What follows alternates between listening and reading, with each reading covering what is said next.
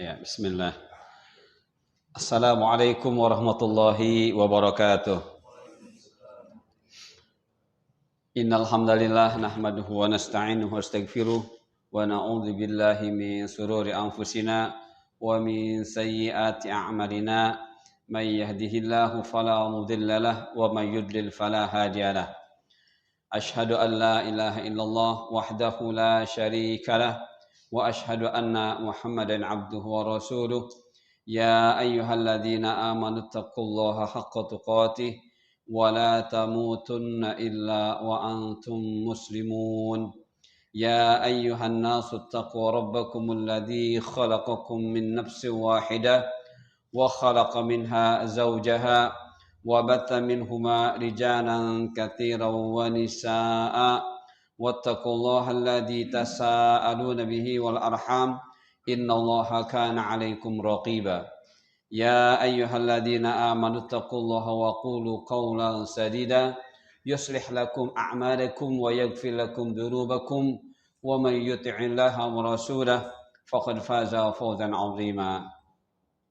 Amma ba'du fa inna asaqal hadis kitabullah wa khairal hadi hadi Muhammad sallallahu alaihi wasallam wa syarrul umuri muhdatsatuha wa kullu muhdatsatin bid'ah wa kullu bid'atin dhalalah wa kullu dhalalatin finnar. Ikhwah fillah rahimakumullah, teman-teman semuanya, ikhwan dan akhwat ya. Ibu-ibu dan bapak-bapak, saudara-saudara dan saudari-saudari semuanya yang Allah muliakan. Alhamdulillah di hari keumuman libur kita alhamdulillah tidak libur. Kita manfaatkan kesempatan libur ini tetap untuk sesuatu yang sangat bermanfaat, yaitu ilmu. Terlebih terkait dengan bagaimana kita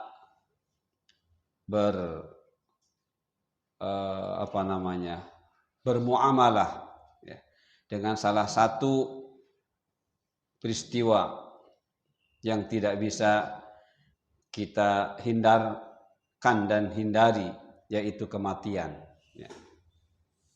Jadi kita tidak bisa lepas dari bermuamalah dengan kematian. Walaupun kita belum mati, walaupun kita belum meninggal, namun kematian terus mengikuti kita ya. Kemanapun kita pergi, kematian menemani kita. Itulah yang harus menjadi salah satu pemikiran kita. Bukan hanya nanti meninggalnya saja, tapi bagaimana terkait dengan pengurusan ketika kita ini meninggal. Pada umumnya orang-orang Islam mudah-mudahan bukan tidak mau tahu ya, tapi memang kenyataannya seperti itu ya. Ada yang takut ngurusin jenazah ya. Banyak berbagai macam alasan yang mereka sampaikan ya. Padahal andai setiap orang ini tidak pernah berpikir tentang bagaimana pentingnya ilmu tentang mengurusi jenazah, ya berarti berdosa semuanya ya, berdosa semuanya. Walaupun ketika ada yang bisa mengerjakan ya, lepas dari dosa tapi nggak dapat pahala ya. Nah, inilah hukum yang Allah tetapkan terkait dengan mengurusi jenazah ya. Jadi hendaknya setiap kita bisa ya bagaimana mengurusi jenazah. Syukur-syukur tanpa harus ribut-ribut ya. Tanpa harus diumumkan lewat masjid begini begitu. Kita diam-diam, itu lebih baik sebenarnya ya. Lebih baik seperti itu. Walaupun tidak mengapa kita memberitahu ya, lewat masjid, tapi pemberitahuannya harus yang dibolehkan dalam syariat. Memberitahunya jenazah akan disolatkan, siapa yang mau ikut menyolatkan dipersilahkan, itu yang dibolehkan. Kalau mengumumkan si fulan telah kembali ke rahmatullah, nah itu tidak boleh. Apalagi disebut profesor, doktor, begini, itu gaya orang jahiliyah, ya. Jadi tidak dibolehkan di dalam agama mengumumkan tentang kematian melalui corong-corong masjid, kecuali tadi untuk kepentingan siap untuk menyolatkan, itu baru boleh. Ya. Sekali lagi penting tentang ahkamuz janaiz, ya, aturan-aturan yang berkaitan dengan bagaimana mengurusi jenazah. Dan kalau andai tidak seperti ini, kita akan melihat mereka yang tidak begitu kenal dengan sunnah dijadikanlah bisnis, ya, jadikan bisnis. Dan itu terjadi. Nah, kita tidak ingin hal ini terjadi ke orang-orang Islam, ya, secara keseluruhan. Kenapa? Karena ini kewajiban, ya, kewajiban. Walaupun wajibnya wajib kifayah. Baik teman-teman yang dimuliakan Allah, kita akan selesai insya Allah pukul 12. Mudah-mudahan selesai total, ya, bukan selesai penyampaian materi, selesai sekaligus prakteknya, simulasinya, seperti itu. Mudah-mudahan ya, 4 jam mudah-mudahan selesai. Nah, baik teman-teman yang dimuliakan Allah, apa yang kita harus ketahui terkait dengan ahkamul janaiz, ya. Walaupun kita bicara tentang hukum-hukum atau aturan-aturan berkaitan dengan mengurusi jenazah, itu tidak berarti kita tidak bicara tentang orang sakit, ya. Karena ada kalanya kematian diawali dengan sakit, seperti itu. Walaupun di akhir zaman itu akan terjadi al-maut al-mufaja'ah, kematian yang terkesan tiba-tiba, ya. Dan itu tanda di antara datangnya hari kiamat. Kematian datang tiba-tiba, ya. Entah melalui sakit yang tidak ketahuan atau melalui perbuatan-perbuatan jahat orang lain. Itu akan terjadi dan sudah terjadi, ya, sudah terjadi. Nah, oleh karena itu ketika bicara kematian, kita juga bicara sakit, ya, kita bicara sakit. Jadi poin-poin yang akan kita bahas pada pertemuan kali ini adalah satu, ya, hal-hal penting berkaitan dengan jenazah. Satu, mengingat mati. Kedua, mengunjungi orang sakit. Mudah-mudahan nanti singkat-singkat saja. 3, yang disyariatkan saat sakaratul maut. 4, yang disyariatkan saat seseorang telah dipastikan meninggal dunia. 5, tata cara mengurus jenazah atau dalam kurung memandikan, mengkafani, mensalatkan, mengantarkan dan menguburkannya. Nah, ini 5 poin, mudah-mudahan waktunya cukup teman-teman. Baik, langsung saja ke mengingat mati, ya, bahwa kita ini tadi saya sampaikan di awal, semuanya akan mati, ya. Semuanya akan mengalami kematian. Kullu nafsin dha'iqatul maut. Setiap kita ini diri, yakni manusia khususnya, umumnya semua yang Allah beri nyawa, dha'iqatul maut, akan merasakan yang namanya kematian. Apa itu? Tafarruqu ar-ruh wal jasad, ya. Tafarruqul ruh wal jasad atau minal jasad. Berpisahnya ruh dari jasad. Ini kematian.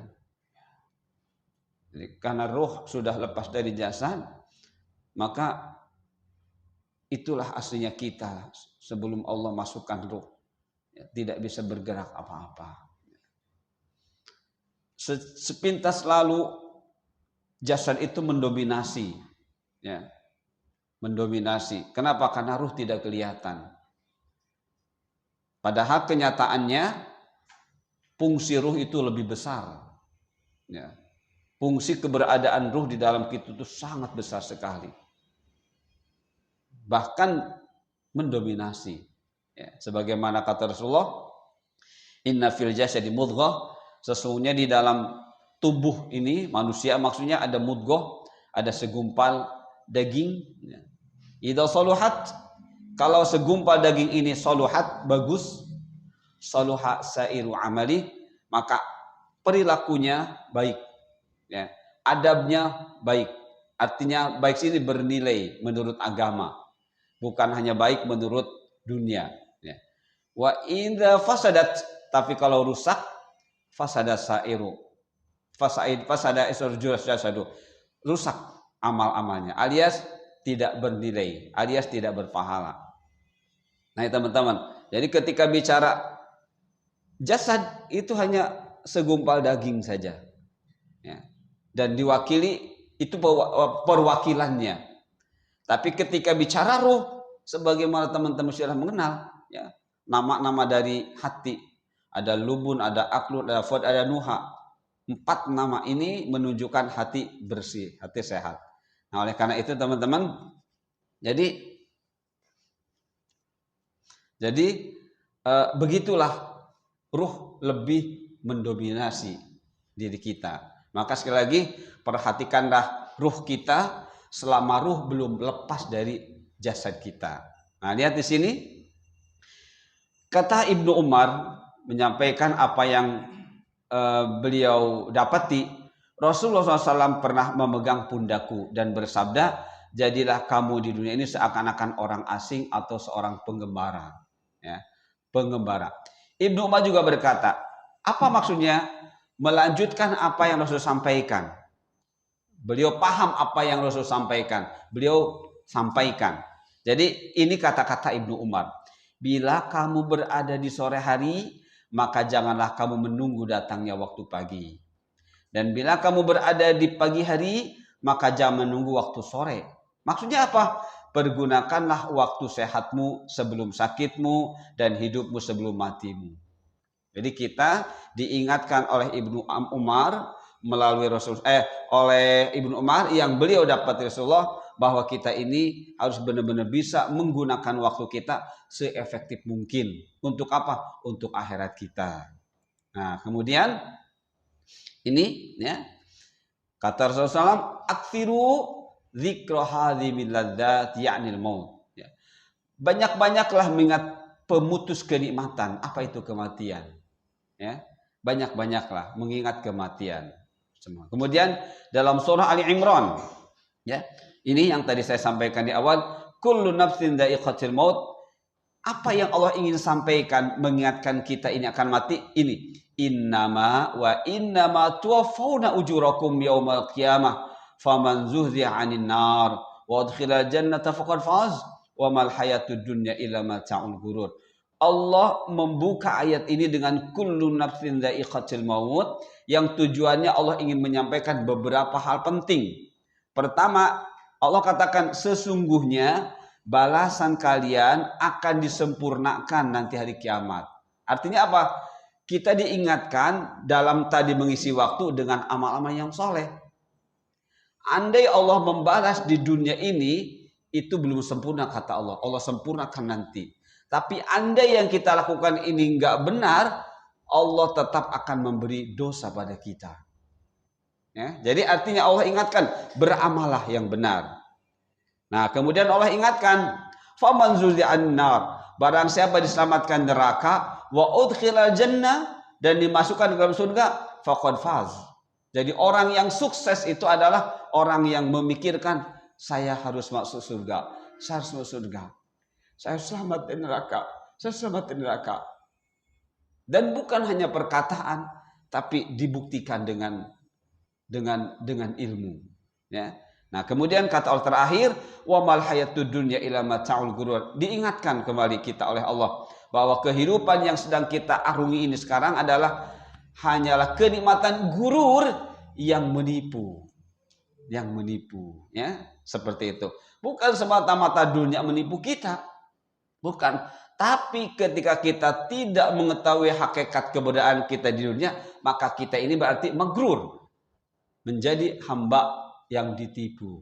Nah, itu ya. Kemudian mengunjungi orang sakit. Ya. Jadi di sini dikatakan oleh Rasulullah SAW yang disampaikan oleh Abu Hurairah, Rasul mengatakan, qala hakul muslim al muslim sittun. Hak seorang muslim bagi muslim yang lain atau terhadap muslim yang lain, sittun ada 6. Apa itu? Kila mahunna ya Rasulullah, ditanya Rasulullah, apa yang 5 tersebut? Apa yang 6 tersebut wahai Rasulullah? Qala, Rasul menjawab, idza lakita fasallim alaihi. Jika kamu bertemu, maka sampaikan salam. Ya, jadi menyampaikan salam itu merupakan hak, ya, hak dan kewajiban. Wa idza da'ak, ketika mengundangmu, maka jawablah, artinya penuhilah. Tapi di sini perlu saya ketahui, perlu saya sampaikan, dalam berbagai macam walimah yang ada dalam kehidupan kita di masyarakat, ya. Ada walimah nikah, ada walimah khitan, ada walimah akikah. Semuanya itu walimah, ya. Kenapa disebut walimah? Karena dipersiapkannya sejumlah makanan yang lebih dari biasanya. Teman-teman kalau nggak ada rencana ngundang teman-teman, cukup makan untuk istri, anak, udah segitu. Saat walimah menyediakan lebih banyak. Sebagaimana yang saya pengen ngundang teman-teman nih. Teman-teman ada 100 orang, disediakannya 100 porsi. Itu namanya walimah, ya. Jadi walimah itu artinya menyediakan makanan dengan jumlah lebih dari yang biasanya. Kenapa? Karena ingin mengundang tetangga atau teman-teman untuk makan bersama, untuk menikmati rezeki berupa makanan bersama. Itulah hakikat walimah. Nah, namun ya, walimah yang wajib dihadiri ketika kita diundang itu hanya satu. Apa itu? Pernikahan. Walimah nikah, walimah khitan tidak wajib. Ya. Walimah selain nikah tidak wajib. Walimah nikah pun yang asalnya wajib akan hilang hukum wajibnya ketika di walimah tersebut ada kemaksiatan, ya, ada fahsya, ada mungkar, ada musik-musik, ya, seperti itu, atau ada alat-alat musik dipajang, nggak dipukul, dipajang aja, tetap itu nggak boleh kita hadir.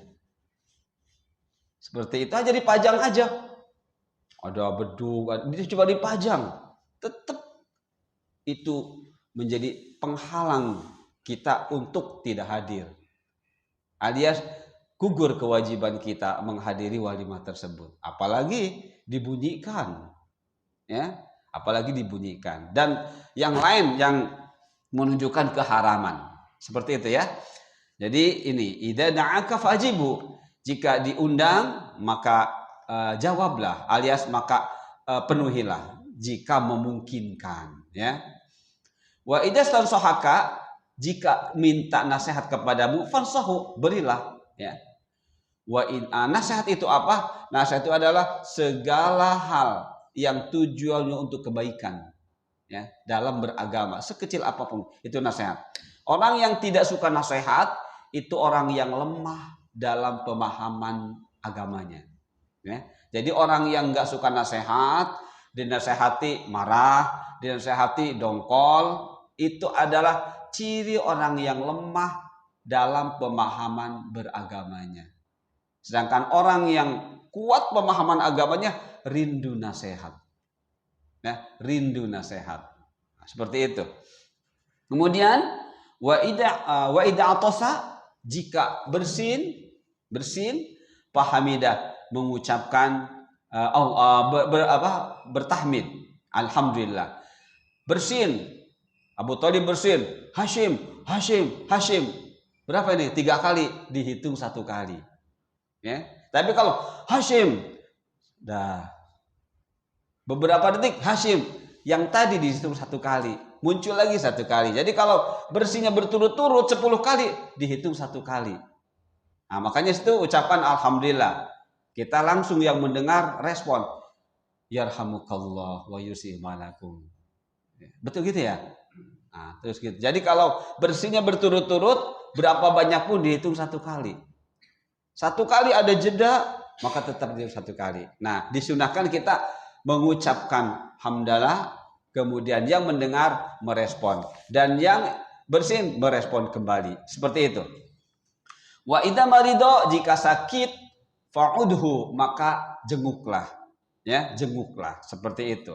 Wa idza mata fattabi'u, ketika meninggal maka ikuti. Maksud ikuti itu antarlah jenazahnya. Baik teman-teman, singkat aja ya. Hukum menjenguk orang sakit, ya. Hukum menjenguk orang sakit, lihat Rasulullah SAW bersabda, berilah makan orang yang lapar dan jenguklah orang yang sakit dan merdekakanlah budak. Hukum asalnya kalau melihat kata ini adalah perintah. Ya. Dan setiap perintah adalah wajib. Nah, seperti itu.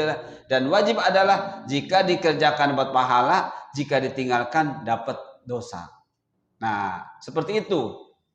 Apakah wajibnya hukum asal perintah adalah wajib, dan wajib adalah seperti itu. Nah, di sini apakah perintah di sini wajib seperti hukum asal perintah?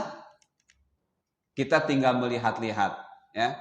Tinggal melihat-lihat apakah ini benar-benar wajib atau mandub. Mandub itu sunnah, ya. Ini juga sama. Nah, di sini para ulama qala al-jumhur i'adatul marid fil asli nadab. Jadi menguji orang sakit ternyata hukumnya bukan wajib. Nadab, ya. Nadab itu sama dengan sunnah, ya. Sama dengan sunnah. Konteks al-wujub fi haqqi ba'di duni, tetapi ada sebagian ulama yang mewajibkannya, ya, yang mewajibkannya. Berarti kalau kita tidak mengunjungi orang sakit, kita berdosa. Tapi ternyata jumhur itu mayoritas, ya. Nah, kalau kan kontasilu ini sebagian kecil, ya. Jadi kalau ada kalimat menggunakan kod, menggunakan fi'il mudhari, itu artinya menunjukkan sebagian kecil. Ya. Tapi jumhur mayoritas menetapkan ini sunnah. Sebagian kecil saja wajib. Nah, seperti itu ya. Digabungkan wajib dengan sunnah jadi apa teman-teman? Sunnah muakkadah. Itu ya. Ketika sunnah digabungkan dengan wajib, kita harus paham apa namanya sunnah muakkadah. Artinya apa? Sunnah yang ditekankan. Seperti itu. Mengapa ditekankan? Karena ketika orang sakit itu, ketika menjenguk orang sakit, ini terangkan, ya. Saya langsung saja artinya. Ya. Hai anak Adam, aku sakit. Ya. Rasulullah SAW bersabda, hai anak Adam, ini Allah yang berfirman. Kalimatnya disampaikan Rasulullah. Jadi ini namanya hadis qudsi. Hai anak Adam, aku sakit. Kata Allah, aku sakit. Mengapa kamu tidak menjengukku? Jawab anak Adam, wahai Rabbku, bagaimana menjenguk? Bagaimana mengunjungi engkau? Padahal engkau Tuhan semesta alam. Allah Ta'ala berfirman, apakah kamu tidak tahu bahwa hambaku si fulan sakit? Nah, mengapa kamu tidak mengunjunginya? Apakah kamu tidak tahu seandainya kamu kunjunginya, kamu akan mendapatiku di sisinya? Hai anak Adam, aku minta makan kepadamu. Mengapa kamu tidak memberiku makan? Jawab anak Adam, wahai Rabbku, bagaimana mungkin aku memberi engkau makan? Padahal engkau Tuhan semesta alam. Allah Ta'ala berfirman, apakah kamu tidak tahu bahwa hambaku si fulan minta makan kepadamu, tetapi kamu tidak memberinya makan? Apakah kamu tidak tahu seandainya kamu memberinya makan, niscaya engkau mendapatinya di sisiku? Hai anak Adam, aku minta minum kepadamu. Mengapa kamu tidak memberiku minum? Jawab anak Adam, wahai Tuhanku, Bagaimana mungkin aku memberi engkau minum, pada engkau Tuhan semesta alam. Allah Ta'ala menjawab, hambaku simpulan minta minum kepadamu, tapi kamu tidak memberinya minum. Ketahuilah, seandainya kamu memberinya minum, niscaya kamu mendapatkan di sisiku. Inilah di antara pentingnya mengunjungi, menengok orang sakit. Ya, jadi wajib ditambah sunnah, muncul hukum baru yang disebut dengan sunnah muakkadah. Ya, sunnah muakkadah termasuk sholat rawatib itu sunnah muakkadah.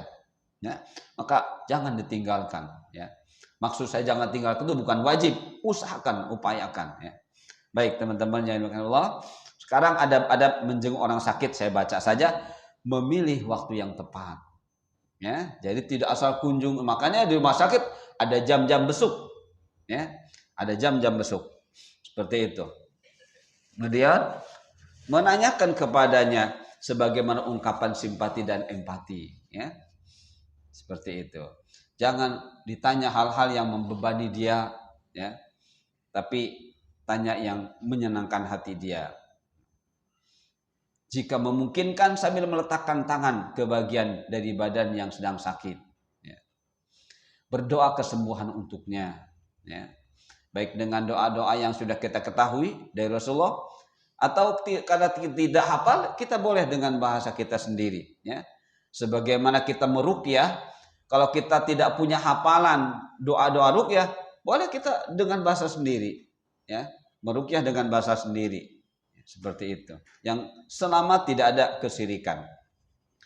Menghibur, mengungkapkan sesuatu yang bisa menyenangkan hatinya. Jangan mengungkapkan kata-kata yang memaksa dia makan atau minum. Terkadang ketika ada orang sakit harus makan biar sehat. Seperti dokter. Padahal bukan dokter. Kalau nggak makan nanti jadi tambah sakit. Padahal tidak begitu. Ya, kata Rasulullah, orang sakit itu sudah diberi makan oleh Allah. Walaupun kelihatannya nggak makan, ya maka orang sakit jangan dipaksa makan. Ayo, kalau nggak makan pukul nih tambah sakit ya. Ya biarkan aja kita doakan seperti hibur dia. Kemudian hendaknya menunjukkan sikap yang lemah lembut kepadanya. 8. Mengingatkan kepada yang sakit untuk banyak-banyak memohon ampunan ke semua serta kebaikan kepada Allah. Ya, jadi karena kalau sudah sakit itu seakan-akan kematian sudah diambang pintu seakan-akan. Maka kita ingatkan orang sakit untuk banyak berdoa kepada Allah. Macam-macam doa buat orang sakit, ini ya. Nah, ini diantaranya la ba'sa tahurun insyaallah, ya. La ba'sa tahurun insyaallah. Jadi idza dakhala ala marid, kalau menjenguk orang sakit, ya, masuk ke rumah untuk menjenguk orang sakit, maka di antara doa yang mengajarkan adalah la ba'sa tahurun insyaallah. La ba'sa artinya tidak mengapa. Artinya jangan khawatir sakitmu itu akan membahayakanmu, jangan. Justru itu akan membuat engkau terampuni dosa-dosanya. Jadi tahurun ini artinya membersihkan dosa-dosa, ya. Baik, kemudian teman-teman, ini ya ada lagi doa orang menjenguk orang sakit ini adhibil ba'sa, ya, robban nasi ispi anta syafi la shifa ila shifa'u shifa'an la yughadiru saqaman, ya. Ini artinya wahai Rabb manusia, singkirkanlah penyakit ini dan sembuhkanlah ia, karena hanya engkaulah yang bisa menyembuhkannya. Tiada kesembuhan kecuali darimu, kesembuhan yang tidak akan menyebabkan penyakit lagi. Seperti itu ya. Insya Allah teman-teman sudah hafal. Ini juga ada, ya. Jadi kata Rasulullah SAW dari Utsman bin Al-Thaqafi bahwa dia mengadukan kepada Rasulullah SAW suatu penyakit yang dideritanya sejak ia masuk Islam.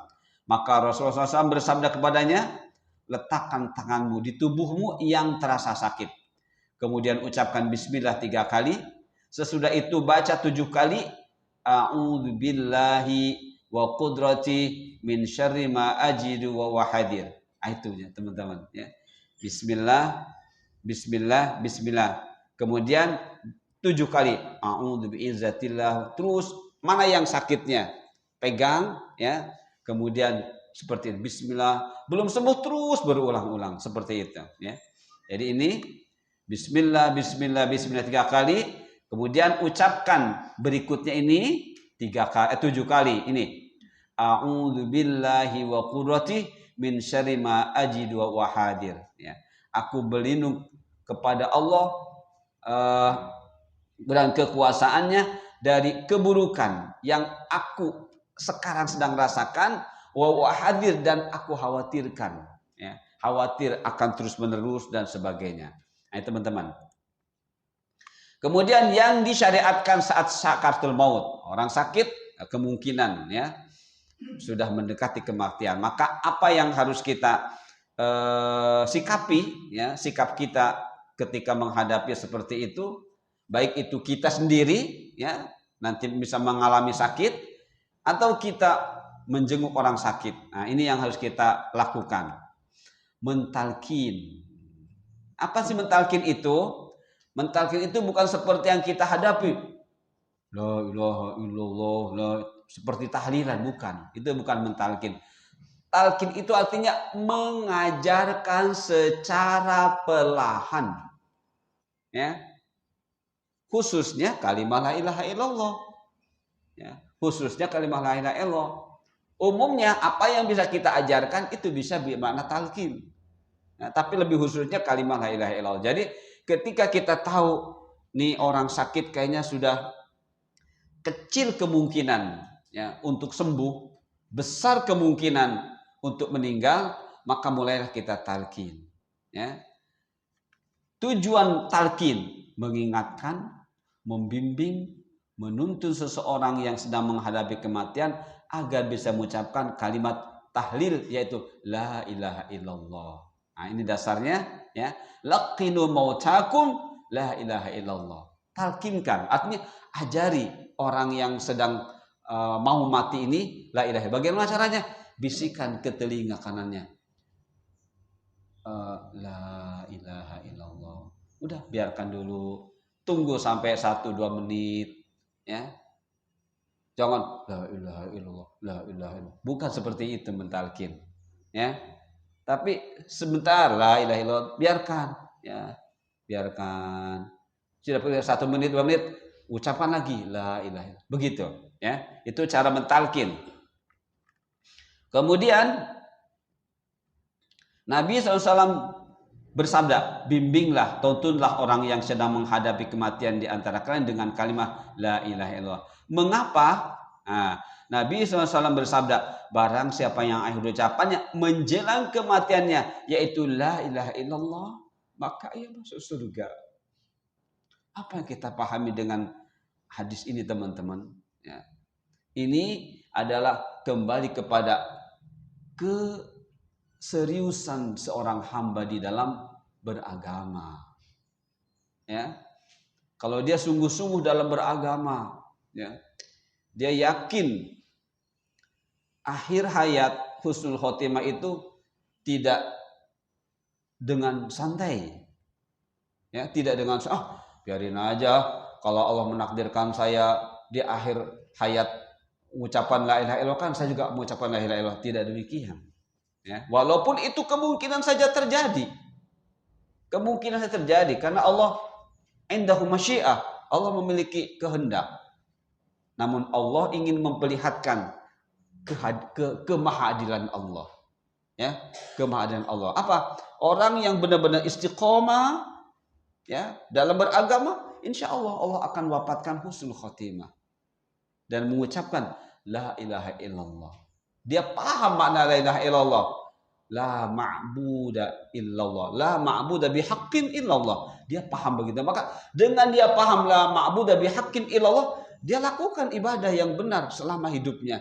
Itulah yang insya Allah akhir hayatnya la ilaha illallah. Tapi kalau selama hidupnya la ilaha illallah tapi nggak paham, dia ke kuburan, dia begini, dia lakukan hal yang musik, bisa jadi di akhir hayatnya nggak bermanfaat. Ya. Walaupun misalnya mengucapkan la ilaha illallah. Seperti itu ya.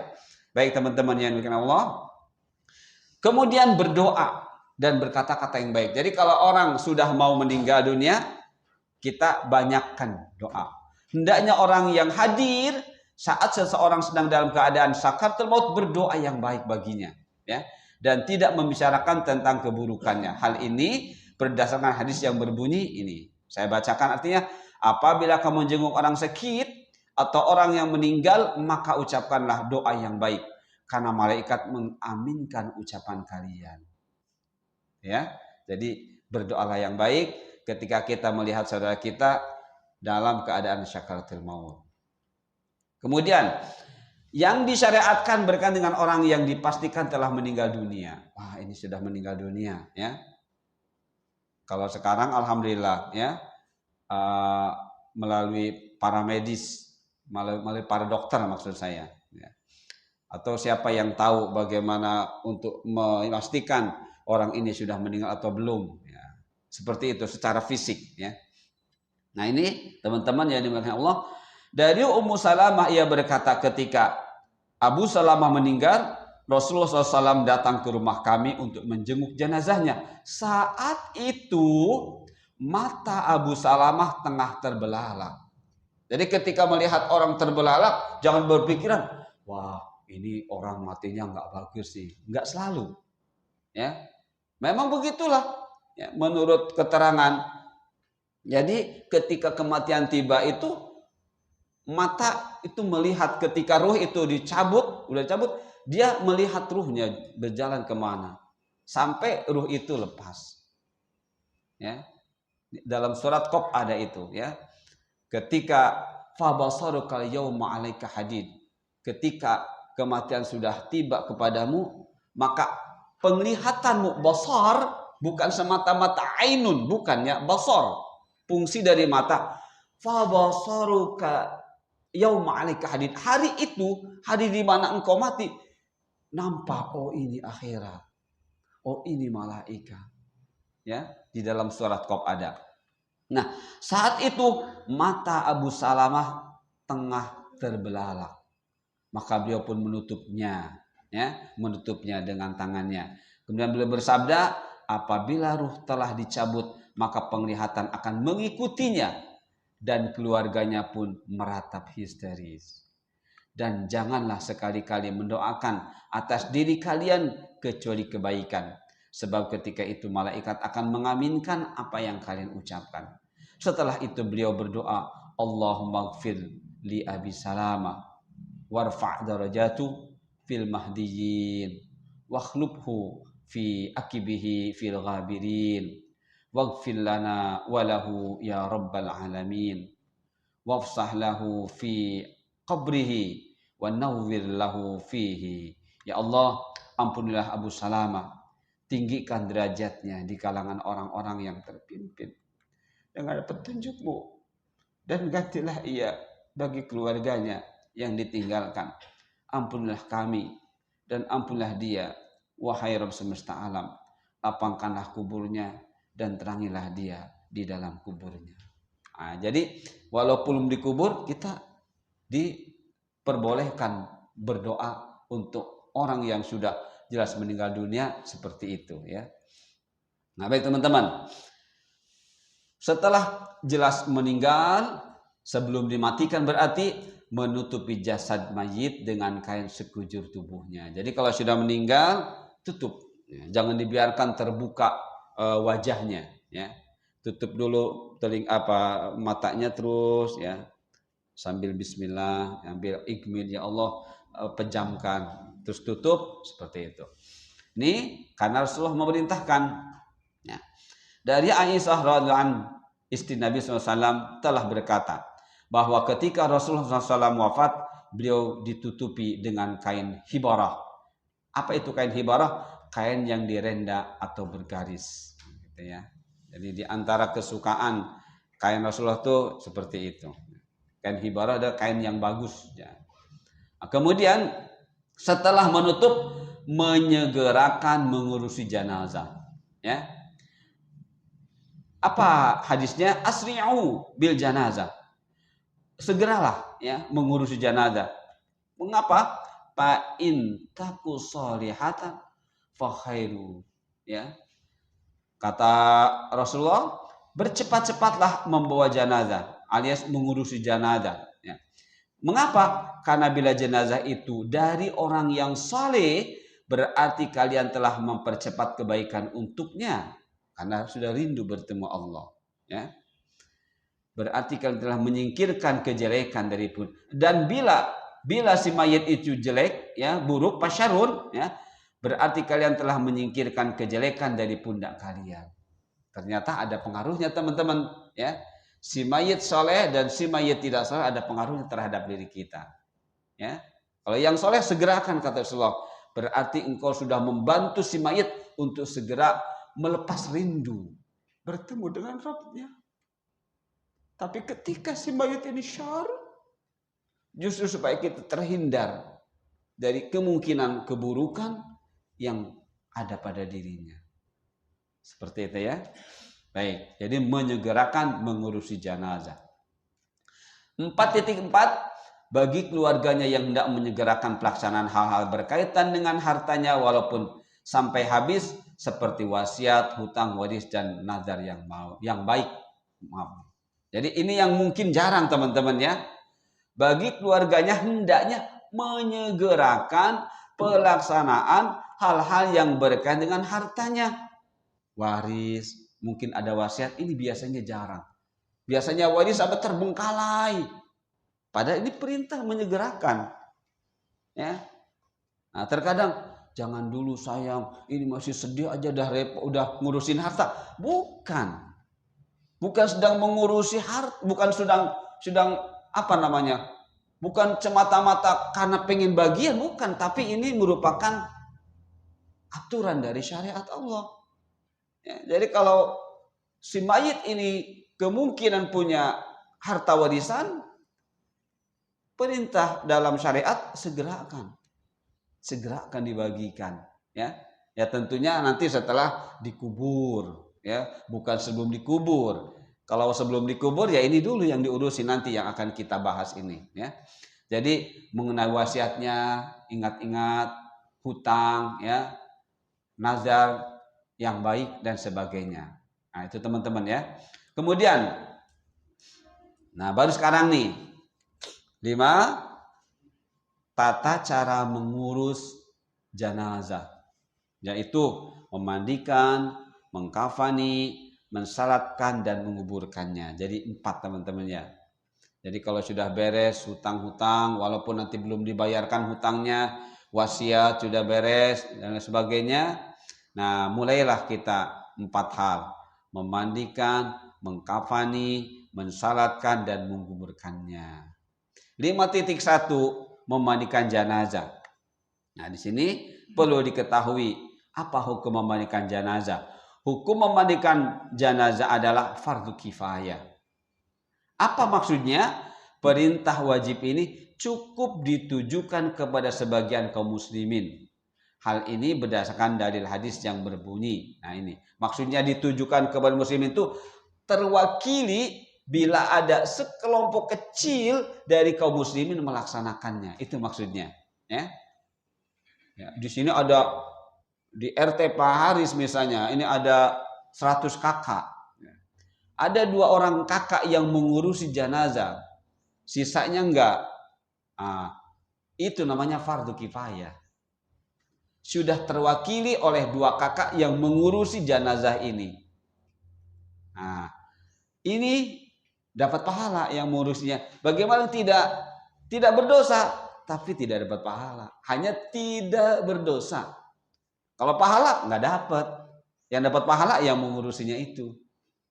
Bisa dipahami ya? Jangan berarti, wah saya juga dapat pahala. Kenapa? Itu udah diwakili sama Pak Endang. Enggak. Ya, yang dapat pahalanya Pak Endang lah yang ngurusi jenazah. Kita yang tidak, yang nggak dapat hanya tidak berdosa.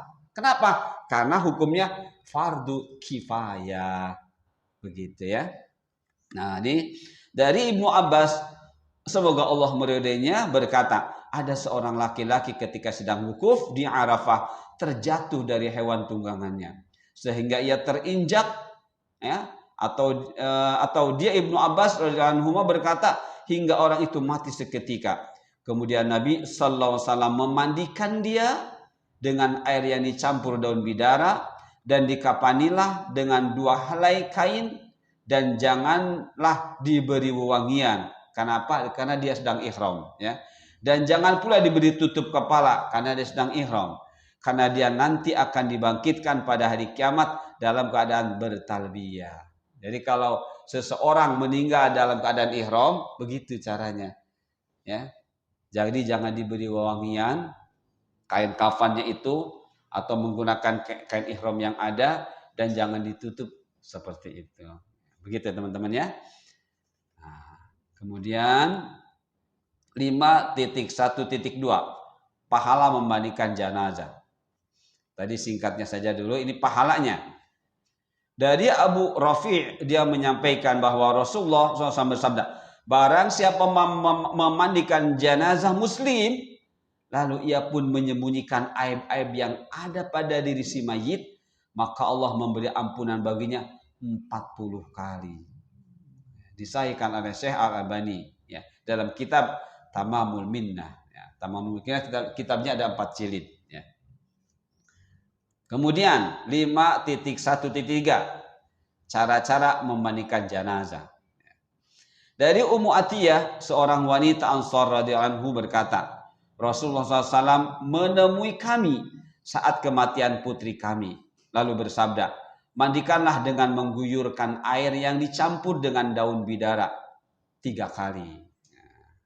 3 kali, teman-teman paham? 3 kali dengan 3 gayung beda ya. Jadi 3 kali berarti kalau 1 kali mandiin misalnya dapat 4 gayung, berarti kali 3, ya. Seperti itu. 5 kali atau 5 kali atau lebih dari itu. Berarti minimalnya 3 kali, ya. Jika kalian anggap perlu, dan jadikanlah yang terakhirnya dengan kafur barus atau wewangian atau yang sejenis. Dan bila kalian telah selesai beritahu aku, kata Rasulullah. Ketika kami telah selesai, kami memberitahu beliau, maka kemudian beliau memberikan kain beliau kepada kami, seraya berkata, pakaikanlah ini kepadanya. Maksudnya pakaian beliau. Jadi nanti ada lebih jelas cara memandikan jenazah. Nah, langkah-langkah pertama. Jadi dari hadis tadi kita sudah punya bayangan, minimal memandikan mayat itu 3 kali. Ya, bagaimana umumnya mandikan? Minum 1 gayung, udah bersih, mandikan lagi. Terus langkah kayak pertama lagi, 1 kali lagi, siram lagi, udah selesai, begitu lagi. 3 kali minimal. Kalau masih dianggap masih kurang nih, takut ada yang kurang bersih, boleh tambah lagi. Jadi oleh karena itu ketika memandikan benar-benar hati-hati, ya. Hati-hati. Nanti ada penjelasan lagi di sini. Langkah pertama, 1, siapkan segala yang dibutuhkan dalam memandikan mayit, seperti dipan pemandian, ya. Kain penutup untuk ruang pemandian kalau memang di luar atau memang tidak ada ruangan khusus, ya. Kain penutup untuk ruang pemandian atau yang lainnya. Kemudian air yang cukup. Jadi air benar-benar disiapkan, ya, jangan sampai kurang, ya. Kemudian ember atau baskom atau sejenisnya untuk tempat air. Gayung air berapa diperlukan, jangan sampai pas memandikan ada yang kurang. Daun bidara jika ada, kapur barus, sabun mandi, handuk untuk lap mandi, dan kain yang cukup untuk menutup aurat setelah mandi dan ketika mandi juga. Sarung tangan, ya. Kemudian masker dan lain-lain yang mungkin diperlukan. Itu langkah pertama, ya. Langkah kedua, letakkan mayit di atas tempat pemandian mayit, yakni dipan yang tadi kita sudah siapkan. Setelah dilepas pakaiannya, ya, dan tutuplah bagian auratnya dengan kain. Artinya disimpan di dipan, kemudian kita lepas pakaiannya. Bagaimana cara melepasnya? Ini pakaiannya bagusnya harga 1 juta. Melepasnya gunting saja, ya. Jangan ini kasihan, ini harganya mahal ini, sampai menyakiti mayit itu. Gunting aja. Gunting, ya. Jangan lihat mahal bagusnya, gunting. biar si mayit tidak tersakiti oleh kita, ya. Jadi letakkan di depan sebelum kita pakaiannya dibuka, digunting, udah seperti itu ya. Nah, sudah begitu tutup lagi dengan kain yang tadi sudah kita siapkan, ya. Tutup auratnya. Jadi usahakan jangan sampai kelihatan auratnya, baik wanita ataupun laki-laki. Kemudian jika diperlukan, angkat kepalanya sehingga seperti hampir posisi. Maksudnya ketika si mayit ini sudah di depan, sebelum kita mandikan, sebelum kita wudukan, kita bersihkan dulu. Kemungkinan masih ada kotoran dari yang akan keluar dari kubul atau duburnya. Nah, untuk meyakinkan keluar atau tidaknya, maka boleh posisi si mayit seperti di posisi dudukan. Nah, tapi jangan sampai duduk begini, agak miring saja, ya. Makanya jangan sendiri, perlu berdua atau bertiga, ya. Khawatir si mayit orangnya memang gemuk jadi berat. Nah, jadi kita tahan posisi mayit, jadi tadinya begini, jadi begini miring. Nah, baru kita urut-urut perutnya, ya, urut-urut perutnya sampai memungkinkan kotoran-kotoran yang dia akan keluar benar-benar keluar. Kemudian disiram, dicuci sampai bersih, ya. Nah, kalau sudah bersih, ya, cuci atau siram jika ada kotoran sebelum mulai dimandikan. Nah, kalau sudah bersih, nah, keempatnya berniat dalam hati untuk memandikan. Jadi orang yang memandikan bismillah, ya, yang berniat dalam hati. Bukti berniat dalam hati yaitu mengucapkan bismillah, ya. Bismillah, dan wudukan si mayit tersebut, ya. Jadi sebelum kita mengguyur, ya, bagian-bagian tertentu, ya, atau mana dahulu, wudukan sebelumnya. Sebagaimana wudhu kita, artinya bagian-bagian yang akan basuh harus kita tahu, ya. Tapi nggak harus detail seperti orang hidup, suruh kumur-kumur, nggak bisa mayit kumur-kumur, ya. Jadi dengan isyarat saja, ya. Hidung suruh istinsak, nggak bisa istinsak, ya udah sekedar masukkan. Nah, jadi yang utamanya apa? 4 tadi yang Allah sebutkan dalam Al-Quran, ya. Idza qumtum ilas salati fagsilu wujuhakum wajah, ya. Kemudian wa aidiakum.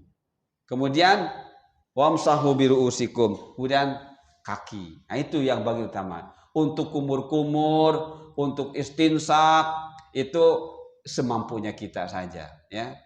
Seperti itu. Jadi sekali lagi, sebelum si mayit itu dimandikan, wudukan terlebih dahulu, ya. Wudukan terlebih dahulu. Tiga kali. Kemudian mulailah memandikan mayit. Mulai dengan mengguyurkan air yang sudah dicampur dengan daun bidara. Kemana dulu? Ke kepala, ya. Di kepala disiramkan, ya. Terus udah sambil kita ratakan, ya. Kemudian bagian tubuh sebelah kanan. Nah, bagian tubuh sebelah kanan, ya. Terus tangan, terus ini sebelah kanan, ya. Sampai ke kaki. Kemudian bagian tubuh sebelah kiri. Nah, posisi mayit ada di sebelah kiri yang memandikan. Paham teman-teman? Posisi mayit berarti ini tangan kiri ini. Nah, di sini, ya. Jadi kita nanti nyiram pakai ini, ya. Nah, kita sambil mengelap-ngelap, sambil tadlik namanya, ya. Mengusap-ngusap si tubuh mayit sambil disiram. Nah, jadi posisi mayit ada di kiri kita, seperti itu. Di sini ada yang membantu, boleh, ya, seperti itu.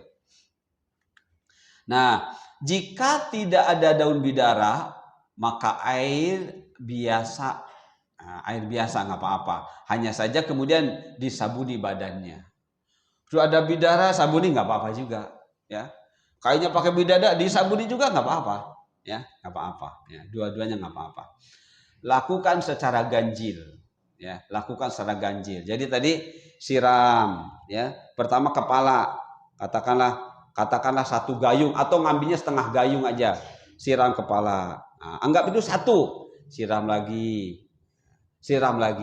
Kemudian setelah itu bagian kanan, siram terus sampai kaki satu. Nah kalau itu satu gayung mungkin, ya.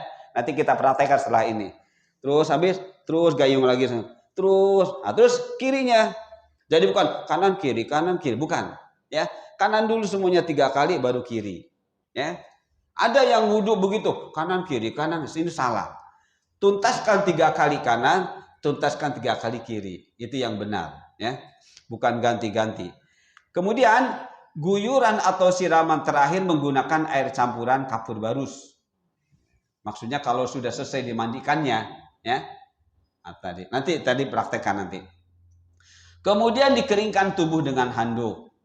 Nah, 8. Untuk mayit wanita, ya, rambutnya ketika mandi diuraikan, ya.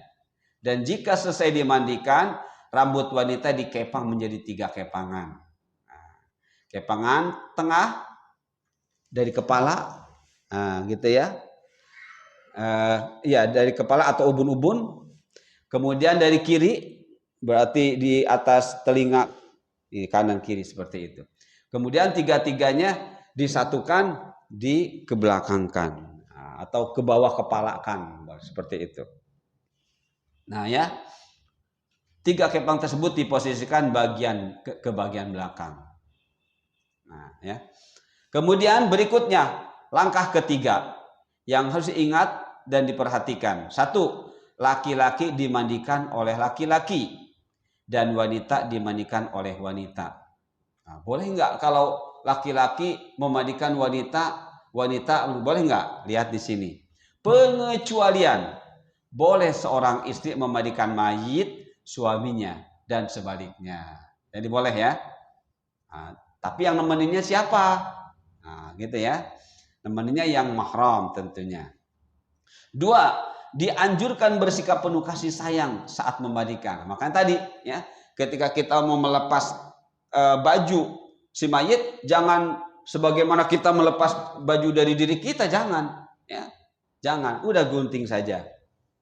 Cari semudah mungkin agar si mayit tidak tersakiti oleh gerakan-gerakan tangan kita. Seperti itu ya. Nah, jadi dianjurkan bersikap penuh kasih sayang saat memandikan. Jangan udah mati ini nggak apa-apalah. Enggak, masih merasakan kata Rasulullah. Ya. Jangan mentang-mentang sudah meninggal kita bersikap kasar, nggak boleh. Seperti itu. Walaupun tadi ruhnya sudah lepas. Nah, logika kita, berarti sudah nggak merasakan. Itu logika kita. Tapi syariat membimbing kita tidak demikian. Ya, tidak mentang-mentang ruhnya sudah yatafarraqu minal jasad, sudah berpisah, terus kita bersikap seenaknya saja, enggak. Ya. Kemudian 3, jika telah selesai dimandikan masih ada sesuatu yang keluar dari bagian tertentu, kubul atau dubur atau mulut atau apa, bagaimana? Cukup disumpel dengan kapas. Enggak, mandikan lagi, belum selesai, mandikan lagi, enggak selesai atau nanti ya. Jadi kalau masih ada yang keluar, sumpel dengan kapas, ya, bagian-bagian yang bisa masih keluar seperti itu. Baik, kemudian 4, mayit yang dalam keadaan junub atau haid dimandikan sebagaimana umumnya. Paham teman-teman? Maksudnya enggak harus seperti kita mandi junub dulu, habis mandi junub kemudian enggak, udah sebagaimana kita memandikan mayit yang tidak junub. Seperti itu ya. 5, orang yang meninggal dalam keadaan ihram, umroh atau haji dimandikan dengan air bidara dan tidak dengan wangi-wangian. 6, orang yang meninggal dalam perang sebagai syahid maka tidak dimandikan. 7, jika bayi yang telah berusia 4 bulan meninggal maka dimandikan, dikafani dan disalatkan sebelum dikuburkan. Ya. Jadi jangan mentang-mentang bayi mah belum berdosa, udahlah capek-capek nggak usah dimandikan, nggak usah, udah enggak seperti itu. Tetap dalam syariat Islam, jika bayi telah berusia 4 bulan, ya, 4 bulan. Maka dimandikan, dikafani, dan disalatkan sebelum dikuburkan. 8. Jika ada uzur, tidak ada air misalnya, atau kondisi tubuh mayat rusak, tercabik-cabik, atau terbakar, maka boleh ditayamumkan. Ya, ditayamumkan. Tayamum gimana teman-teman? Cukup tangan dan wajah saja. Ya, cukup tangan dan wajah saja. Kemudian 9. Tidak ada doa-doa yang dibaca di saat memandikan mayat. Nah, itu teman-teman perlu diingat. Ya, di masyarakat kita masih ramai. Di sana teman-teman kita mandikan dibaca, ada baca surat Al-Mulk, ada apa, macam-macam. Tidak ada. Ya, tidak ada. Kita cukup tadi orang yang ditugasi memandikan Bismillah. Ya, mulai dengan Bismillah. Gitu-gitu aja. Ya, jadi tidak ada iringan doa-doa saat jenazah mayat itu sedang dimandikan, tidak ada. Tidak iringan doa, juga tidak ada iringan baca Al-Quran. Ya. Jadi tidak ada doa-doa yang dibaca saat dimandikan mayat. 10. Terjadi perbedaan pendapat di kalangan ulama tentang boleh atau tidaknya memotong kuku atau kumis. Ya, ini terjadi perbedaan pendapat. Ya. Dipotong tidak di kuku nih. Ada yang membolehkan, ada yang tidak. Seperti itu. Jadi dikembalikan kepada kemungkinan yang lebih dekat pada saat itu. 11. Boleh mencopot gigi emas atau yang lainnya yang dianggap bernilai selama tidak mencelakai si mayit. Ya, seperti itu. 12. Diharamkan bagi orang Islam memandikan mayit kafir, mengkafaninya, mengantarnya, dan menguburkannya. Takziahnya boleh enggak? Takziahnya boleh enggak? Takziah itu apa? Takziah itu menghibur, bukan menghibur mayit. Menghibur orang yang ditinggal meninggal oleh si mayit. Dia sedang bersedih, kita bertakziah, kita hibur maksudnya. Nah, makanya di antara cara menghiburnya Rasul mendoakan, ya Allah, selamatkan dia, lapangkan, itu menghibur. Menghibur orang yang ditinggalkan, tapi bermanfaat buat si mayit. Nah, bagaimana kalau sekarang yang meninggalnya bukan orang Islam? Apakah kita menghibur? Menurut ulama, boleh tetap takziah, tapi takziahnya jangan mendoakan keselamatan. Baik bagi yang ditinggal ataupun yang meninggalkan. Jadi gimana? Ya berbasa-basi saja. Ya. Basa-basi saja gimana? Di dalam syariat ada istilah tauriyah. Tauriyah itu berbasa-basi dan boleh, ya, boleh. Misalnya gimana ya caranya ya? Nanti teman-teman bisa mengembangkan. Ini saya hanya memberi contoh saja. Misalnya kita punya tetangga bukan Islam, mengucapkan selamat pagi Pak Aris. Berarti kan Pak Aris didoakan tuh paginya supaya selamat. Kalau orang Islam mendoakannya semua Assalamualaikum. Selamat ya di pagi ya, di semua waktu selamat. Tapi mereka cukup selamat pagi Pak Aris. Wah, saya didoakan selamat di pagi hari nih. Lumayan pagi berapa jam nih.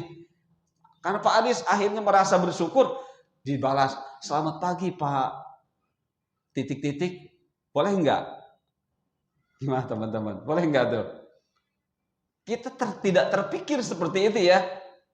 Kita akan langsung selamat pagi Pak. Padahal dia orang bukan Islam. Berarti kita mendoakan selamat buat dia di pagi hari tersebut. Yang memiliki keselamatan siapa? Allah. Berarti kita minta kepada Allah agar diselamatkan dia oleh Allah. Gimana gitu? Itu bermasalah. Jadi gimana? Disitulah kita diajari bertauriyah. Kalau bahasa kitanya seakan-akan berbasa-basi. Selamat pagi Pak Aris. Pagi Pak. Udah gitu aja. Gak usah pakai selamat. Pagi Pak. Terserah dia mau beranggapan apa. Pagi Pak.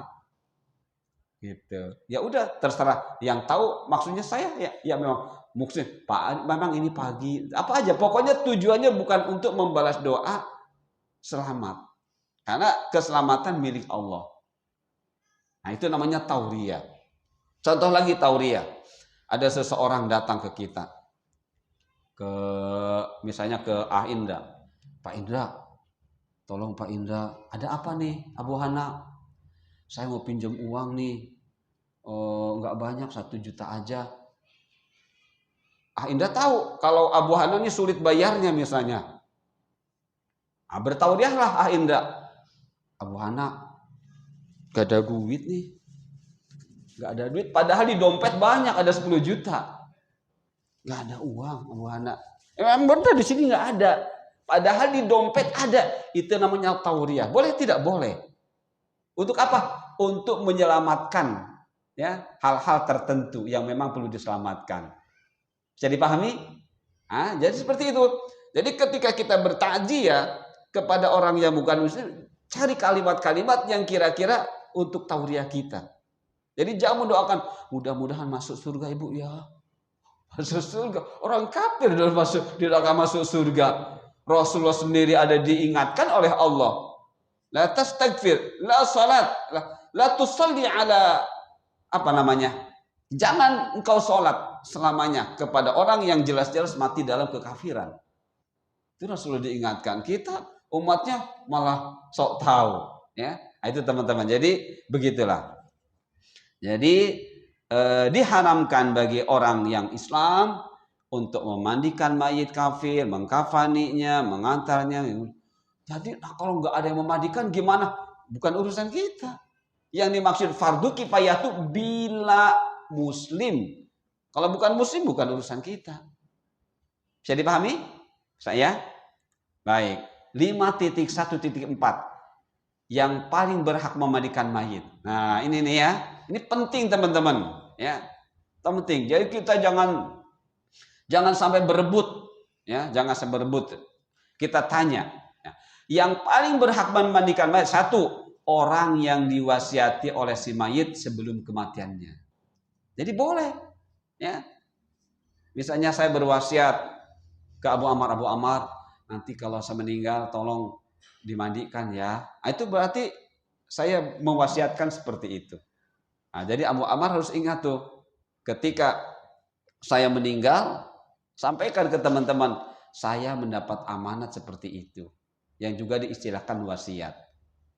Jadi ya sudah, karena ini wasiat yang bagus, laksanakan. Kalau wasiatnya buruk, jangan. Bahkan harus digagalkan. Misalnya, Abu Amar, nanti kalau saya meninggal, ini ya, apa namanya, dimandikannya pakai air minyak wangi semuanya. Itu wasiat yang mengada-ngada, jangan dilakukan, ya. Pokoknya kalau wasiatnya bertentangan dengan syariat, jangan dilaksanakan, ya. Tapi kalau wasiatnya jelas sesuai dengan syariat, maka wajib dilaksanakan. Kemudian yang berhak memandikan adalah keluarganya. Ini teman-teman, mengapa kita perlu mengadakan daurah seperti ini? Ya, karena kita supaya punya keterampilan yang itu adalah merupakan wajib kifayah dari syariat kita. Untuk apa? Untuk bisa mengurusi jenazah. Ya. Karena tidak ada hanya kita nunggu orang yang bisa. Bisa jadi menunda-nunda pada kata asyri'u, percepat. Ya, percepat. Kemudian 3, kemudian kerabatnya. Siapa itu? Yang masih ada hubungan kekeluargaan, yang mengetahui tentang sunnah-sunnah memandikan mayit. Nah, kalau seseorang tidak dimandikan secara sunnah, apakah berpengaruh kepada diri mayit? Insya Allah tidak. Ya, tidak. Tapi kalau dia mewasiatkan, ya, ingin dimandikan bukan secara sunnah, baru berpengaruh kepada dirinya. Udah, pokoknya kalau saya meninggal, udah bebas aja lah, mau disunahkan secara dimandikan secara sunnah silahkan, enggak, itu berpengaruh, dia berdosa berarti. Tapi kalau dia tidak mewasiatkan, ya, dan dia pun tidak tahu kapan meninggal, andai dimandikan dengan cara yang tidak sunnah, tidak berpengaruh, dia tidak berdosa, seperti itu ya. Nah, yang berdosa siapa? Ya mungkin yang meninggalnya, yang kita ini, ya, kita ini. Nah, jadi dari Abdullah bin Shaddad, ya, anna Abu Bakar ausa Asma bin Amis bin siapa nih? Bin Umais, ya, antagsilahu. Jadi boleh kita seperti itu ya. Bahwasanya Abu Bakar mewasiatkan kepada Asma binti Umais agar ia memandikannya jika meninggal. Jadi boleh ya. Pak Daurin boleh mewasiatkan, nanti kalau aku meninggal tolong dimandikan ya oleh engkau istriku misalnya. Kalau aku meninggal duluan misalnya seperti itu. Boleh ya. Kemudian dianjurkan mandi bagi orang yang memandikan mayat. Nah, jadi kalau kita mendapatkan tugas untuk memandikan mayit, maka dalam hadis ini selesai memandikan mayat, kita dianjurkan atau disunahkan mandi ya. Mandinya mandi apa tuh? Mandi besar, sebagaimana mandi besar, bukan hanya mandi basah, mandi besar ya, seperti itu. Jadi kalau di dalam syariat bicara tentang mandi dan berkait dengan hal-hal tertentu, itu dimaksudkan mandi besar ya. Mandi besar tuh mandi seperti mandi janabah, seperti itu ya. Dari Abu Hurairah bahwasanya Rasulullah SAW bersabda, barang siapa memandikan mayit maka hendaklah ia mandi, dan barang siapa membawa mayit maka hendaklah ia berwudu. Seperti itu.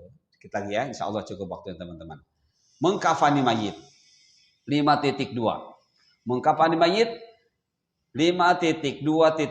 Hukum mengkafani mayit adalah fardu kifayah ya. Hal ini berdasarkan dalil hadis yang berbunyi, seorang laki-laki jatuh dari unta tadi ya, lalu patah lehernya dan meninggal, maka beliau pun bersabda, mandikanlah ia dengan air yang dicampur dengan daun bidara, kemudian kafani dengan kedua kain ihramnya. Nah, ini menunjukkan mengkafani mayit itu adalah fardu kifayah ya.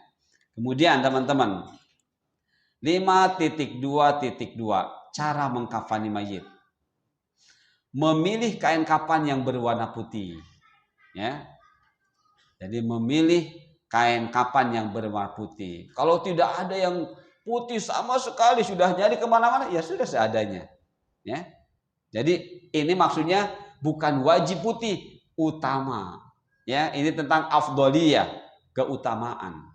Bukan berarti wajib putih, bukan, keutamaan. Andai tidak didapati kain yang putih, ya yang ada seperti itu.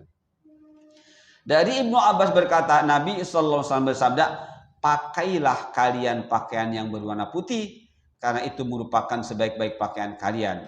Kapanilah dengannya mayit-mayit kalian ya. Jadi di samping kita ini disunahkan berpakaian yang berwarna putih, termasuk kain kafan pun disunahkan yang putih juga ya. Tapi ini namanya afdoliyah, keutamaan ya, keutamaan. Kemudian dalam cara-cara mengkafani mayit, 2, hendaknya kain kafan 3 lembaran ya, 3 lembar maksudnya ya. Rasulullah SAW dikafani dengan 3 helai kain berwarna putih lembut ya, yang terbuat dari kursyuk, dari katun, tidak ada baju di dalamnya dan tidak juga sorban. Jadi benar-benar murni kain kafan 3 lembar. Nah, ini untuk laki-laki. Bagaimana perempuan? Nah, perempuan ini 3 boleh, 5 boleh. Tapi yang dimaksud 5 itu bukan 5 lembar. Ya. Jadi ketika laki-laki 3, perempuan 5, bukan 5 lembar. Jangan salah paham. Ya. Bukan 5 lembar.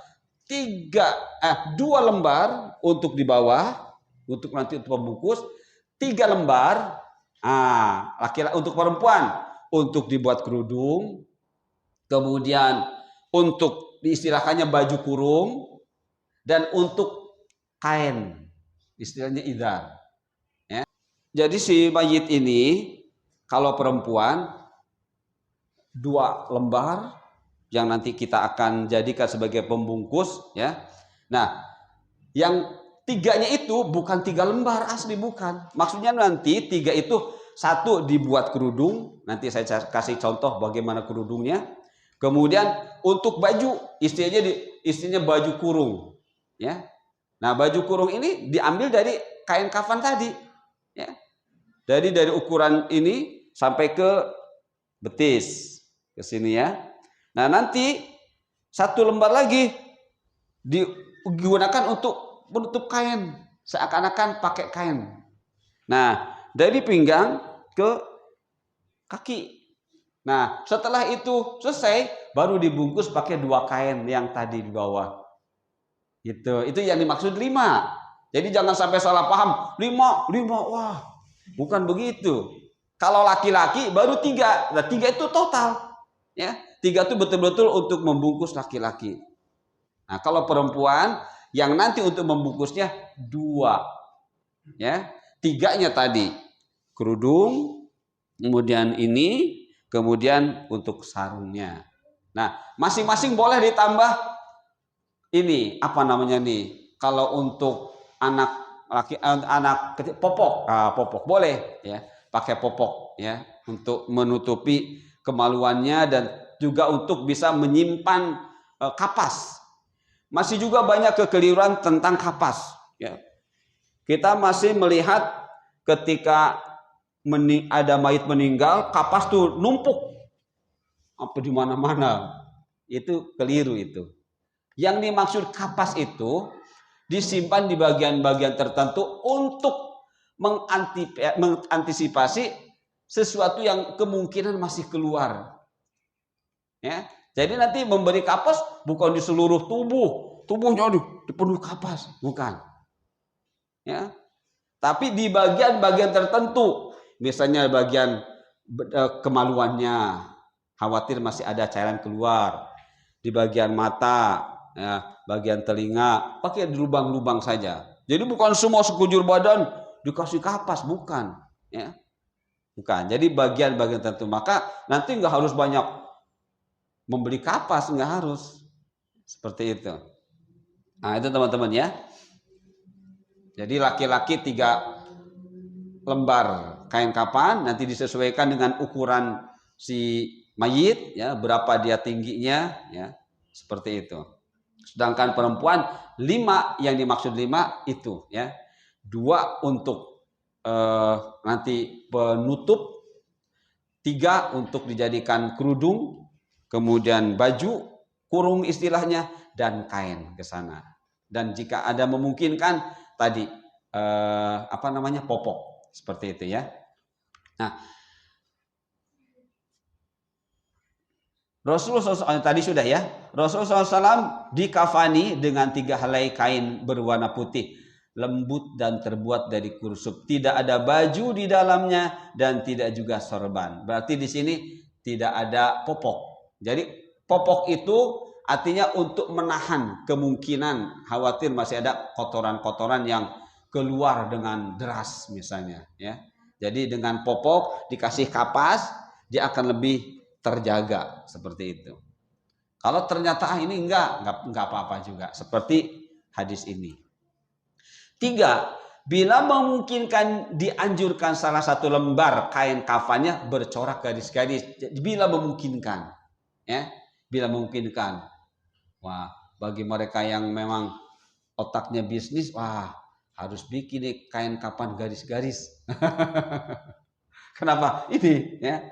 Dari Jabir ia berkata, saya mendengar Rasulullah SAW bersabda, apabila salah seorang di antara kalian meninggal dalam keadaan mempunyai sesuatu harta, ada hartanya, maka hendaknya ia dikafan dengan hibarah.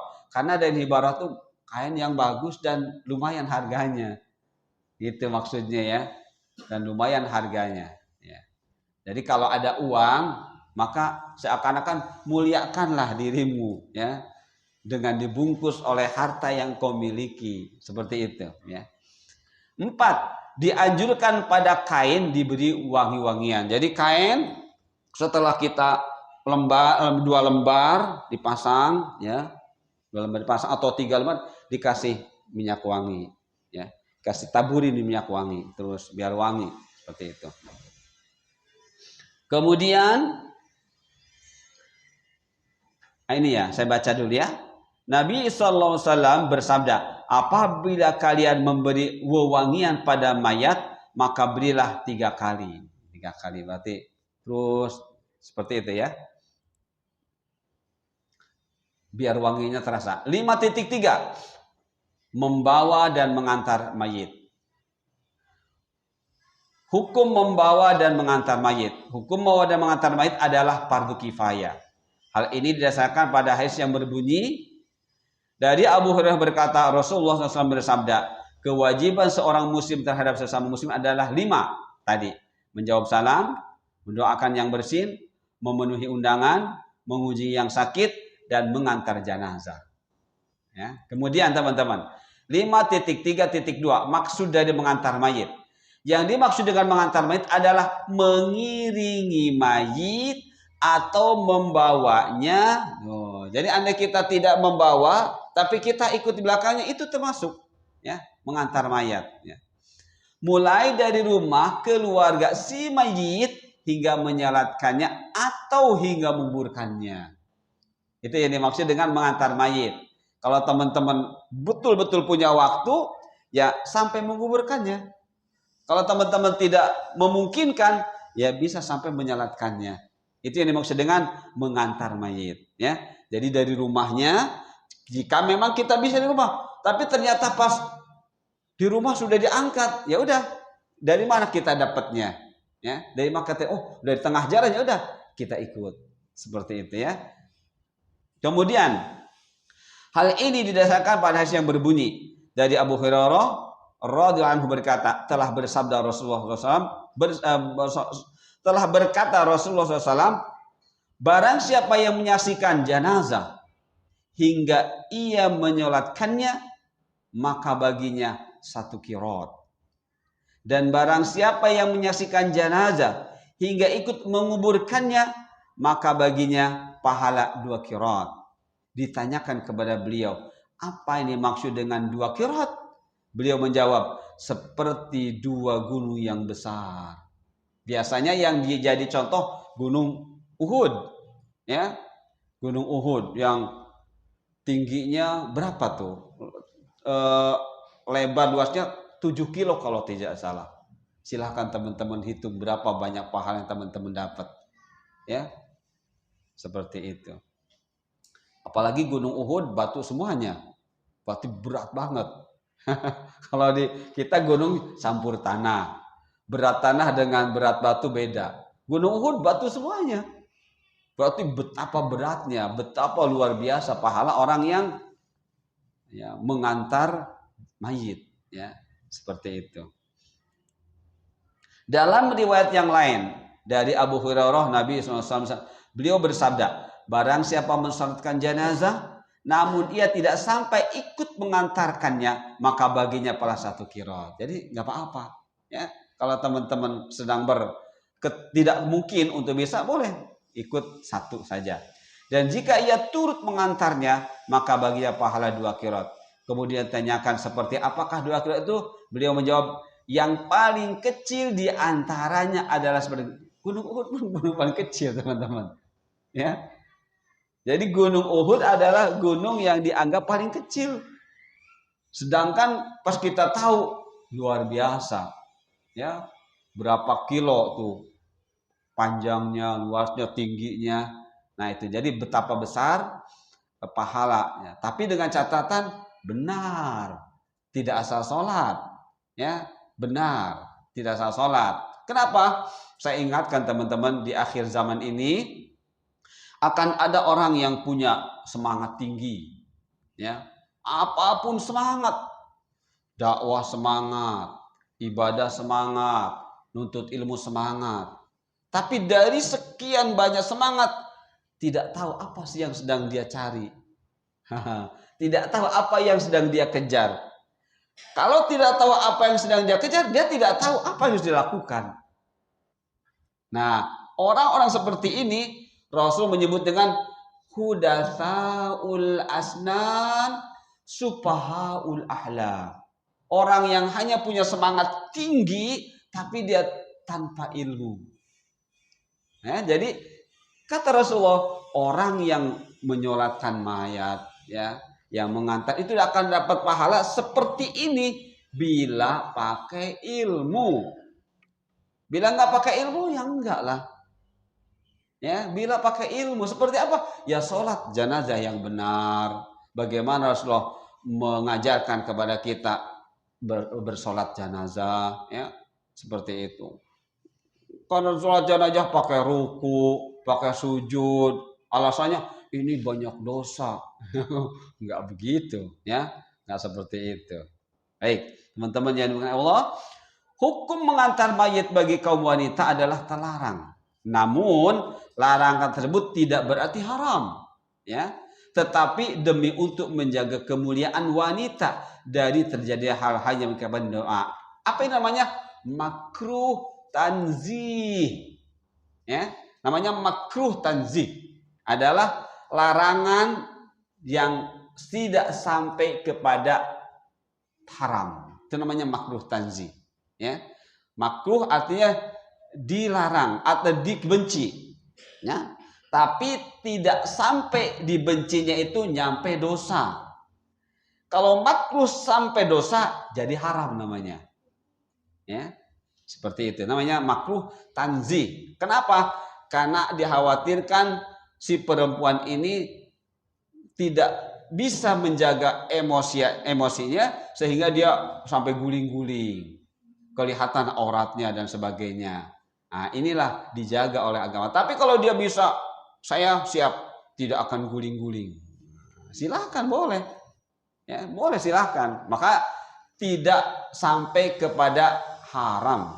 Hanya makruh tanzih, ya, makruh tanzih. Nah, ini lihat dari Ummu Atiyah, semoga Allah meridainya, kami dilarang mengantar jenazah, namun beliau tidak menekankan hal tersebut kepada kami. Gitu ya. Baik. 5.4 mensalatkan mayit. Hukum mensalatkan mayit adalah fardu kifayah. Hal ini berdasarkan hadis yang berbunyi dari Zaid bin Khalid al-Juhani bahwa seorang sahabat Nabi sallallahu alaihi wasallam meninggal pada saat perang Khaybar. Kemudian para sahabat menceritakan hal tersebut kepada Rasulullah sallallahu alaihi wasallam, lalu beliau berkata, salatkan sahabat kalian. Kemudian roman wajah orang-orang berubah karena hal tersebut. Lalu beliau berkata, sesungguhnya sahabat kalian telah berbuat berkhianat di jalan Allah. Kemudian kami membalik sahabatnya dan kami dapati butir mutiara Yahudi yang tidak sampai senilai 2 dirham. Paham teman-teman maksudnya? Dia berperang, dia mencuri harta rampasan perang. Yang seharusnya diserahkan dulu kepada Rasulullah, nanti dibagi. Beliau tidak, dia ngambil. Nah, begitu. Ya. Jadi artinya Rasulullah tidak menyalatkannya.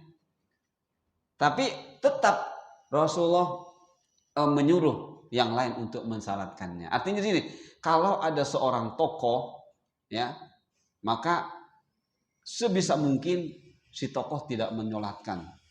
Kalau si mayit ini bermasalah, ya, kalau masih bermasalah, biarkan entah keluarganya menyolatkan atau siapa, seperti itu ya. Nah, jadi teman-teman begitu ya. Jadi artinya di sini dihukumi fardu kifayah itu karena tidak diharuskan semuanya menyolatkan, ya, seperti itu. Cara-cara mensolatkan mayit. 1. Letakkan mayit berada di arah kiblat dan kepala mayit di sebelah kanan. 2. Posisi imam di dekat kepala mayit kapan? Jika mayit laki-laki. Dan posisi imam di bagian tengah kapan? Jika mayit perempuan. Nah, ini perlu teman-teman. Jadi bukan sekedar berdiri. Jadi ada aturannya. Oh, ditanya, ini mayitnya laki-laki perempuan? Laki-laki. Nah, di sini posisi imam di dekat kepala mayit. Mengapa? Karena mayitnya laki-laki atau pas kepala, ya. Tapi kalau perempuan maka di tengah, ya, di tengah. Berarti di bagian tengah, ya, seperti itu. Nah, dari Abu Ghalib Al-Khayyat berkata, saya melihat Anas menyalati jenazah seorang laki-laki. Maka beliau berdiri dekat kepalanya Setelah jenazah itu diangkat, datang lagi jenazah wanita dari Quraisy atau dari Ansor, dan ia beritahu bahwa wahai Abu Hamzah, ini adalah jenazah wanita Fulanah binti Fulan. Salatkanlah. Lalu beliau berdiri di dekat pusarnya. Nah, pusarnya maksudnya di antara kami saat itu ada Al-A'la bin Ziyad Al-Adawi, ya. Tatkala Al-A'la bin Ziyad melihat perbedaan letak berdiri Anas radhiyallahu antara jenazah laki-laki dan wanita dan perempuan, Ana bertanya, wahai Abu Hamzah, begitukah cara Rasulullah SAW berdiri saat menyolatkan jenazah, yaitu seperti yang Anda lakukan? Anas bin Malik radhiyallahu menjawab, ya. Seperti itu ya. Abu Ghalib Khayyat berkata, lalu Ala menoleh dan menoleh kepada kami dan mengatakan, jagalah. Artinya tetaplah jaga sunnah ini, ya. Seperti itu.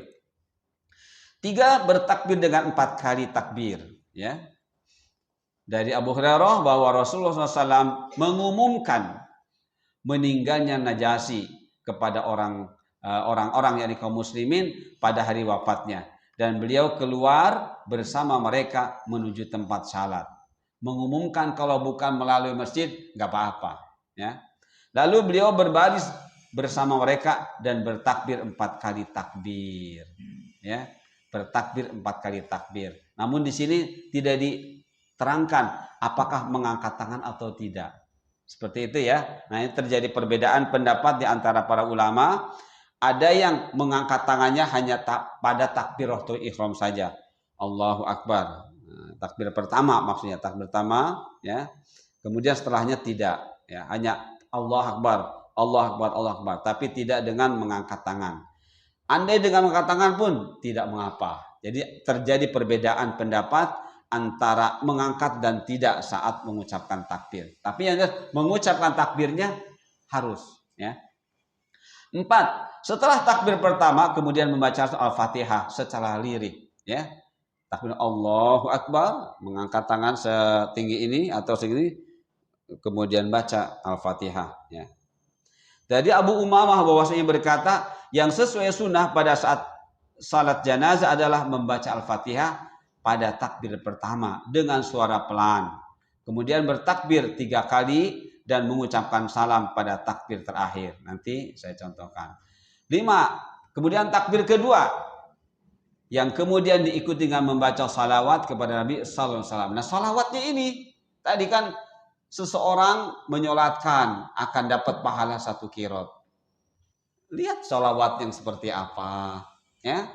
Salawat yang diajarkan Rasulullah, Allahumma shalli ala Muhammad wa ala ali Muhammad kama shallaita ala Ibrahim wa ala Ibrahim wa barik ala Muhammad wa ala ali Muhammad kama barakta ala Ibrahim wa ala Ibrahim innaka Hamidum Majid. Pertanyaan, mohon maaf, kalau pakai saidi boleh tidak? Nah, boleh nggak teman-teman? Salawat itu adalah salah satu cara kita beribadah kepada Allah, ya. Salawat adalah salah satu cara dalam bentuk lafaz kita beribadah kepada Allah. Kalau namanya ibadah, aturannya sudah ditetapkan oleh Allah. Maka Rasulullah contohkan, sahabat itu orang yang pintar bahasa Arab, mahir bahasa Arab. Bahkan Rasul mengatakan begini, para sahabat paham maknanya. Namun ketika beliau mau bersalawat, beliau bertanya dulu kepada, kaifa nusalli alaik? Bagaimana kami bersalawat kepada engkau wahai Rasulullah? Maka diajarkanlah salawat-salawat seperti ini. Saya kumpulkan ada 9 redaksi salawat. Ya, ada 9 nama. Itulah salawat yang bernilai ibadah. Bagaimana dengan kata sayyidi? Imam Syafi'i tidak membolehkan kata sayyidi dalam salawat sebagai bentuk tambahan. Tapi kalau kita sedang mengucapkan dalam umum, kita harus memuliakan Nabi kita Sayyidina Muhammad, baru boleh, baru boleh. Jadi yang dimaksud dilarang mengucapkan kata Sayyid itu kalau di dalam sholat sebagai tambahan di dalam sholawat, itu yang dilarang. Mengapa? Karena ini redaksi adalah redaksi ibadah. Kalau sudah ibadah, sudah namanya tauqifi, apa adanya. Ya, seperti itu. Baik teman-teman. Dari para sahabat bahwa merupakan sunnah di dalam salat jenazah yaitu imam bertakbir kemudian membaca surah Al-Fatihah secara lirih setelah takbir pertama, kemudian mengikhlaskan doa dengan membaca salawat kepada Nabi sallallahu alaihi wasallam, ya, kepada Nabi, membaca salawat kepada Nabi, ya. Mayit dan pada takbir ketiga takbir tidak membaca apapun, kemudian mengucapkan salam. Kayaknya ada salah ketik sedikit nih. Ada takbir doa maksudnya. Takbir ketiga doa, ya. Kemudian takbir ketiga ya, yang diikuti dengan bacaan doa untuk mayit. Nah, baru kemudian doanya macam-macam. Di sini dicontohkan Allahumma gfir li hayyina wa maitina wa saghirina wa kabirina wa dzakarina wa unthana wa syahidana ghaibana, seperti itu.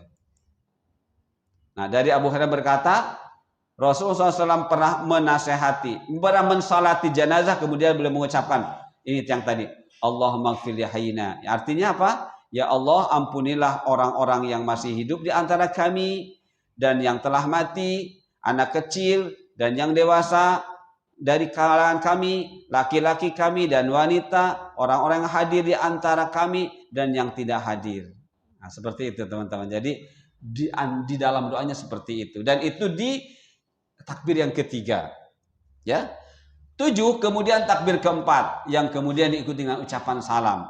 Dibolehkan mengucapkan salam 1 kali saja ke sebelah kanan, juga dibolehkan mengucapkan salam ke sebelah kanan dan kiri. Jadi takbir pertama Al-Fatihah, takbir kedua salawat, takbir ketiga doa, keempatnya salam. Salamnya boleh sekali, boleh 2 kali kanan kiri. Begitu. Masih ada nggak? Masih ada. Menguburkan mayit. Dikit lagi ya, Bu Talib ya. Mudah-mudahan sejak pukul 10 selesai kita praktek. Menguburkan mayit. Hukum menguburkan mayit adalah fardu kifayah sebagaimana sebelumnya. Nah, sifat kuburan mendalamkan, meluaskan dan membaguskan. Ya. Membuat liang lahat. Liang lahat adalah bagian yang menjorok ke bagian agak dalam, ya, dari permukaan dari dinding yang syari itu sudah dibikin, dan itu posisinya ada sebelah kiblat, ya. Jadi untuk kegunaannya nanti si mayit ketika dimiringkan, ya, itu menghadap di lahat itu namanya, ya. Jadi lahat adalah bagian yang menjorok, bagian lubang yang menjorok, ya, dari dinding yang ada di sebelah kiblat, seperti itu. Meninggikan atas kuburan setinggi sejengkal. Artinya kalau sudah dikubur, ya, tanah sepadat mungkin, jangan sampai labil, ya. Jangan sampai labil. Nah, tinggikanlah posisi tanah yang tadi itu dari permukaan tanah yang lain sejengkal, ya, sejengkal. Jadi jangan sampai tinggi banget, sejengkal. Setelah dikuburnya mayit. 4, penandaan kuburan cukup dengan batu atau kayu. 5, tidak di tembok, tidak didirikan bangunan di atasnya, tidak diberi nama atau tulisan-tulisan lain. Nah, seperti itu ya. 5.5.3. Hal-hal terkait dengan mayit ketika prosesi penguburan. 1, memasukkan mayit ke dalam kubur dari arah posisi kaki mayit di dalam kubur. Bisa dipahami teman-teman? Nanti si mayit ketika sudah di dalam kubur, di mana posisi kaki? Ah, di sebelah kiri. Di sebelah mana tuh? Ini kiblat sebelah sana ya. Apa tuh? Nah, nanti si mayit itu dimasukkannya dari sana. Ya, di sana. Jadi kepala dulu masuk, ya, terus baru. Jadi bukan dari sini atau bukan dari, kecuali kalau sangat tidak memungkinkan untuk menempatkan posisi, ya, baru boleh dari depan, nggak apa-apa. Kalau memang tidak bisa, ya, mengikuti yang semestinya, seperti itu. Jadi nanti ada beberapa orang di dalam di kubur diterima tuh. Nanti kan kakinya ada di sini ya, dimasukkan tuh dari arah nanti di mana kaki akan berada di posisi itu ya. Kemudian mana tadi? Ini ya. Yang memasukkan mayit ke dalam kubur mengucapkan. Nah, ini yang jarang kita dengar teman-teman. Bismillahi ala millati Rasulillah. Ya, yang ada la ilaha illallah. Padahal sunnahnya Bismillahi ala millati Rasulillah. Apa artinya? Mengucapkan ya. Kita bismillah dengan menyebut nama Allah, artinya kita minta kepada Allah dengan yang nama-namanya itu ya. Semoga si mayit ini dan apa yang kita lakukan ini benar-benar millah Rasulullah. Apa itu millah? Millah adalah praktek yang dilakukan Rasulullah dari syariat Allah. Itu namanya millah ya. Din itu dalamnya syariat. Syariat itu kurikulum beragama. Nah, dipraktekkan oleh Rasulullah SAW. Bagaimana sholat, bagaimana ini, itu namanya millah. Ya, jadi millah itu sebutan lain untuk agama, tapi terkait dengan prakteknya dari syariat Allah. Seperti itu ya. Kemudian posisi mayit menghadap ke arah kiblat, lambung kanan berada di bawah. Nah, gitu ya. Wajah tidak perlu dibuka. Walaupun tali-tali ikatan dibuka kecuali ihram ya. Jadi ikatan tali boleh dibuka, boleh tidak. Tapi kain kafan tidak usah dibuka ya. Bagian kepala, bagian wajahnya aja biar nyium. Enggak, justru itu Yahudi. Ya, seperti itu. Kemudian buatlah bulatan-bulatan tanah, letakkan di belakang punggung mayit. Jadi untuk mengganjalnya ya. Seperti itu. Baik teman-teman. 5.5.4 yang dilakukan setelah penguburan. Tuh, berdoa secara masing-masing ya. Jadi talqin yang tadi kita sampaikan itu bukan setelah selesai penguburan. Justru disebut talqin adalah menuntun si calon mayit ya, yang sudah dalam sakaratul maut, itu talqin, ajari.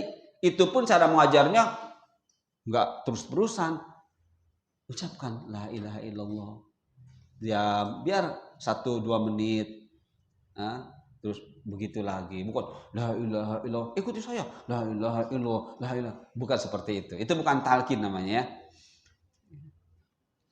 Jadi berdoa secara masing-masing, yaitu dengan Allahumma gfirlahu wa tsabbithu. Cukup 2 aja. 2 kalimat. Ya. Artinya apa?